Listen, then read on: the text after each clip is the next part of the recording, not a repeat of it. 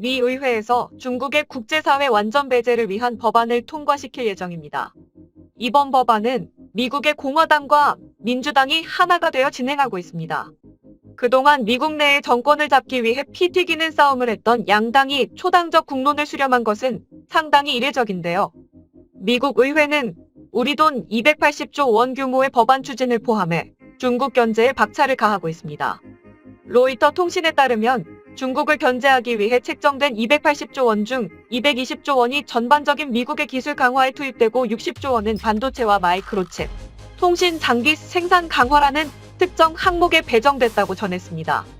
이 법안을 통해 동맹국들이 중국의 전략산업인 반도체와 배터리 분야에 종속되는 것을 막기 위한 투자가 당부분 이뤄질 것으로 예상됩니다. 중요한 것은 이러한 바이든 행정부의 새로운 글로벌 경제 동맹의 주축이 우리나라가 됐습니다. 이렇게 우리나라가 동맹국들에서 중심을 이룰 수 있는 것은 중국의 반도체와 배터리를 전 세계에서 배제했을 때 한국이 유일하게 중국의 빈자리를 메울 수 있다는 판단이 작용했습니다. 경제적으로 중요한 위치를 차지한 우리나라는 군사적으로도 중국 견제에 빠질 수 없는 나라가 됐는데요. 이런 미중 간 긴장감이 고조되는 가운데 한미 정상회담에서 대만이 언급돼 큰 화제가 되었습니다. 이번 한미 공동성명에서 대만 해협의 평화와 안정 유지의 중요성을 강조했는데요. 이전까지 우리나라가 대만 해협에서의 문제를 공개적으로 언급한 것은 이번이 처음이었습니다. 또한 이번 대만 언급은 우리나라 미사일 사정거리 제한 지침이 철회된 것과 동시에 나와 중국으로서는 더 충격적이었는데요. 중국에서는 한국이 미국의 동맹이긴 하나 이번 대만 문제에 대해서는 자기들 편이나 중립을 지켜줄 것으로 생각을 해왔습니다. 하지만 대만 언급을 통해 중국 입장에서는 우리나라의 미사일이 중국을 향해 겨냥되어 있다는 사실을 확인한 것입니다. 중국 관영 매체 환구망은 이번 정상회담에서 한미 양국 대통령이 대만 문제를 언급한 것에 대해 중국의 내정 간섭이라는 지적을 했는데요. 중국은 우리나라의 의지가 이미 미국 쪽에 있다는 것에 대한 고립이 확실시하게 되자 이전부터 군침을 흘리고 있었던 중남미 쪽으로 눈을 돌리기 시작했습니다. 전부터 중국은 중남미 국가들과 백신 외교를 펼치며 공을 들이고 있었기 때문입니다.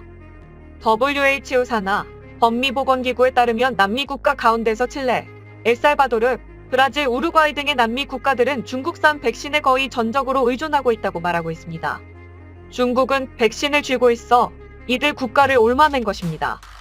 조금이라도 중국에 반하는 행동을 하면 백신 공급을 중단하겠다는 것인데요. 그것에 대한 예로 온두라스와 파라과이를 들 수 있습니다. 온두라스와 파라과이는 중국산 백신을 전혀 지원받지 못했습니다. 그 이유는 온두라스와 파라과이가 대만과 수교한 몇 안 되는 중남미 국가들이기 때문입니다. 이에 중국은 온두라스와 파라과이를 끌어들이려는 움직임을 보였는데요. 중국은 이 두 국가의 백신 지원을 제안하며 대만과 외교적인 관계를 단절하라는 조건을 달았습니다. 이 소식을 미국 뉴스 매체인 MBC가 보도하였는데요. 이것에 대해 미국 정부는 중남미 국가들이 중국산 백신에 종속되는 것을 막는 것과 중국 견제를 위한 동맹을 더 늘리기 위해 아스트라제네카 6천만 회분과 화이자, 모더나 2천만 회분 등 총 8천만 회분의 백신을 해외에 지원하겠다고 발표했습니다. 여기에는 전략적인 목적이 있는데요. 미국의 뒷마당이라고도 불리는 카리브해에서 중국의 영향이 커져 중남미 국가들이 군사기지라도 제공하게 되면 골치가 아파지기 때문입니다. 이는 1962년 쿠바 미사일 위기를 회상시켰습니다. GPS가 활성화되지 않았을 당시 대륙간 탄도미사일의 정확도는 정말 형편없었습니다. 또한 대륙간 탄도미사일은 비용도 비싼 미국과 소련은 액체연료 추진 로켓 IRBM만 실전 배치한 상태였습니다. 이때 소련의 팽창에 긴장한 미국은 북대서양 조약기구 동맹국인 터키와 서독 등에 모스크바를 겨눈 IRBM을 집중적으로 배치하였는데요. 이에 맞서 소련도 미국 플로리다 반도로부터 약 200km 떨어진 쿠바에 IRBM을 배치하려 했는데요. 이는 전쟁 직전까지 가세계를 긴장시킨 사건이었습니다. 중국도 그렇게 하지 않으리라는 보장이 없습니다. 그래서 중국이 남미에 군사기지를 건설하는 것을 막기 위해 미국에서는 주변국을 자기 편으로 만들 필요가 있습니다. 여기에는 대만과 중국 간의 전쟁이 가시화되고 있기 때문인데요. 미국 정부는 중국이 6년 내로 대만을 침공할 것으로 예상하고 있습니다. 사우스차이나 모닝포스트는 지난달 21일 싱크탱크인 중국 양안 아카데미의 보고서를 인용해 대만 해협의 무력 충돌 위험 지수가 7.21까지 치솟았다고 경고했습니다. 이는 국공내전 직후 장제스가 대만으로 건너왔을 때 무력 충돌 위험 지수가 6.7이었던 것을 고려하면 지금 당장 전쟁이 일어나도 전혀 이상하지 않은 상황이라는 말까지 나오고 있는데요.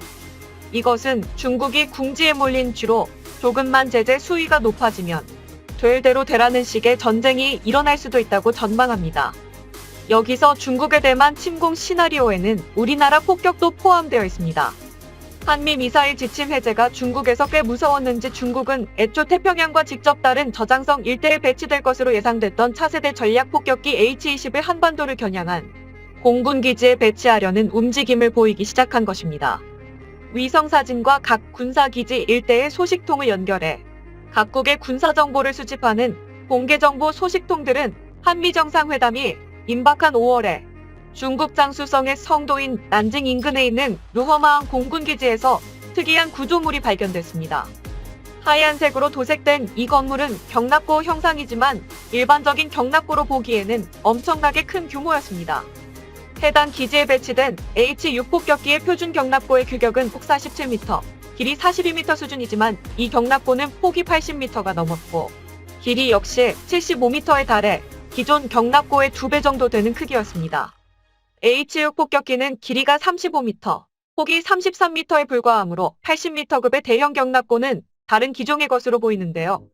복수의 정보통들은 이 기지엔 신형 항공기이면서 새로운 유형의 항공기가 배치될 가능성이 크다고 관측하며 그 기종을 중국군의 차세대 전략 폭격기인 H-20으로 전망했습니다. 당초 H-20은 오키나와와 괌에 주둔한 미군과 대만의 기습 공격에 대비해 후난성 제8폭격사단에 우선 배치될 것이라는 관측이 지배적이었습니다. 실제로 제8폭격사단은 H-6K 폭격기가 가장 먼저 배치된 부대이자 중국 공군에서 핵공격 임무를 맡고 있는 전략부대이기 때문에 H-20 폭격기를 가장 먼저 배치시킬 것이라는 전망이 지배적이었습니다.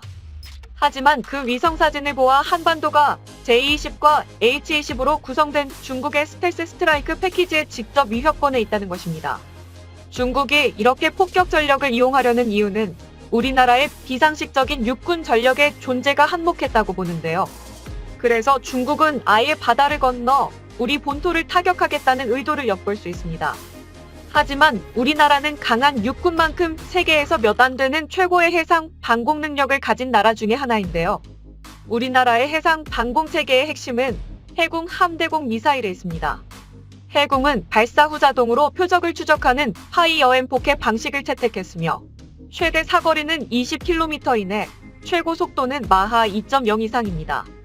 특히 터렛 방식으로 목표를 조준하고 발사하는 방식이 아닌 수직 발사관에서 발사하는 방식을 채택하여 전방위 발사가 가능한데요. 제작사에서 공개한 영상을 보면 발사 후 바로 각도를 틀어 목표를 향해 날아가는 모습이 인상적입니다. 해궁의 장점은 일반적이지 않다는 것에 있습니다. 일반적인 함대공 미사일은 목표 근처까지 날아가 폭발하고 파편과 폭풍으로 목표를 타격하는 방식을 택하고 있는데요. 해궁 미사일은 직접 충돌 방식을 취하고 있어 폭발 후 파편과 폭풍으로 요격하는 것보다 요격률이 높고 관통력이 뛰어난 대공 미사일뿐만 아니라 대함 미사일로도 사용이 가능합니다. 가장 큰 장점이라고 할 수 있는 것은 이중 탐색기를 탑재하고 있는 것인데요. 이중 탐색기란 RF 탐색기와 IIR 탐색기를 동시에 탑재하는 것인데 RF 탐색기는 레이더 기술을 접목시킨 것이고 IIR 탐색기는 적외선 열 영상 방식입니다. 때문에 적 전투기와 폭격기가 아무리 완벽히 스텔스 형상을 하고 있어도 엔진을 끄고 다니지 이상 추적이 가능한데요. 여기에 악천후에도 발사가 가능하며 여러 위협 표적에도 대응할 수 있다는 평가를 받고 있습니다. 또 환우리 대구급 호위함 이상의 웬만한 함정은 다 탑재할 수 있어 운용 가능한 함정 수도 많아 우리 해역 전체를 두를 수 있고 일각에선 우수한 성능으로 천마 미사일의 대체제로 해궁의 육상형을 개발하여 배치해야 한다는 주장도 있습니다. 이러한 이유로 만약 J-20과 H-22 루허마한 공군기지에서 이륙해 기수 방향이 조금이라도 우리나라를 향해 온다면 바로 요격이 된다고 보시면 되는데요. 이외에도 천국 미사일을 이용해 요격하는 방법도 있어 J-20과 H-20을 방어하는 방법은 차고 넘칩니다. 현재 미국의 글로벌 산업체계 재편으로 중국이 쇠락의 방향으로 흘러가면서 미국과 경쟁할 수 있는 능력을 상실하게 된다면 미국이 중국을 향한 강력한 2차적 제재를 하지 않을 수 있습니다. 그런데도 중국이 미국을 따라잡기 위해 민주주의 동맹체제에 도전하거나 이를 허물려고 시도한다면 그때는 2단계 전략과 제재가 더 심해질 있다는 전문가들의 판단이 있는데요. 세계의 이목이 쏠리는 가운데 이번 미중 간의 신냉전 체제가 어떻게 흘러갈지 귀추가 주목되고 있습니다.